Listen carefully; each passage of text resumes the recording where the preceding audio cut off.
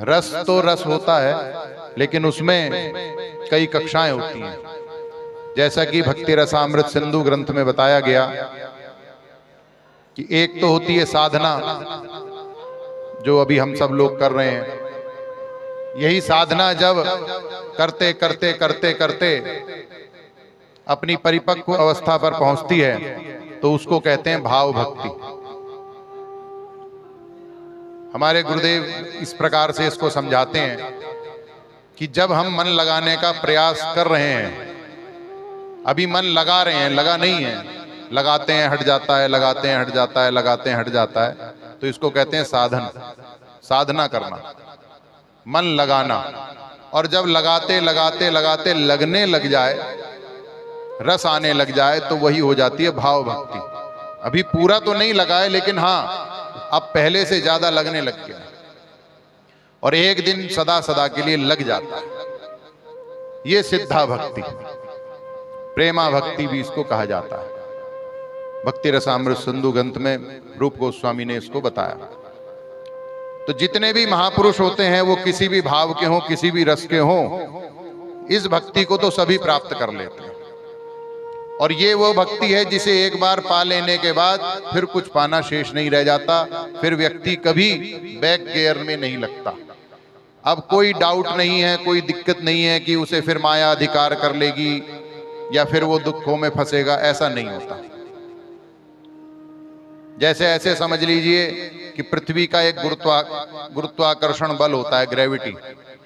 कोई भी व्यक्ति अपने कितनी भी शक्ति से कोई वस्तु ऊपर की तरफ फेंके तो वो एक ऊंचाई तक जाती है और फिर पृथ्वी उसे अपनी तरफ खींच लेती है। तो ऐसे ही अपनी शक्ति लगाकर कोई कितना ही भगवान में मन लगाने का प्रयास करे, माया फिर वापस खींचती है। तो इसका मतलब अभी वो माया के क्षेत्र से बाहर नहीं गया। लेकिन किसी बड़ी मशीन से, यंत्र के माध्यम से अगर इतनी तीव्रता से वस्तु को ऊपर फेंका जाए कि वो एक स्टेज पर जाकर वो पृथ्वी की ग्रेविटी फोर्स से बाहर हो जाए, तो फिर वो कभी वापस पृथ्वी उसे नहीं खींच पाती। फिर वो जिस स्थान पर जाकर रुक जाती है वहीं वो पृथ्वी का चारों तरफ परिक्रमा करने लग जाती है। वो गुरुत्वाकर्षण से बाहर हो गई।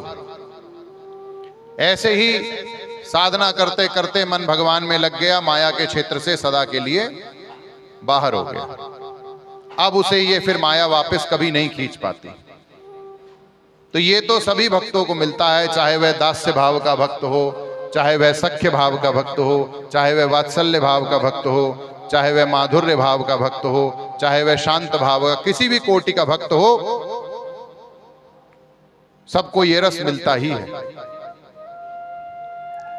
लेकिन इसमें भी ऊंची से ऊंची कक्षाएं होती चली जाती हैं। प्रेमा भक्ति के बाद स्नेह भक्ति, फिर मान भक्ति, फिर प्रणय भक्ति, फिर राग भक्ति, फिर अनुराग भक्ति, फिर भावावेश भक्ति, फिर महाभाव भक्ति। ये महाभाव भक्ति सर्वश्रेष्ठ कक्षा की भक्ति होती है और इस कक्षा की भक्ति केवल और केवल गोपी भाव से ही प्राप्त की जा सकती है। ब्रज की गोपियों को ही ये रस मिला। ब्रह्मा शंकर, बड़े बड़े योगींद्र मुनींद्र परमहंसों को भी इस रस को पाने के लिए गोपियों की ही शरण ग्रहण करनी पड़ती है।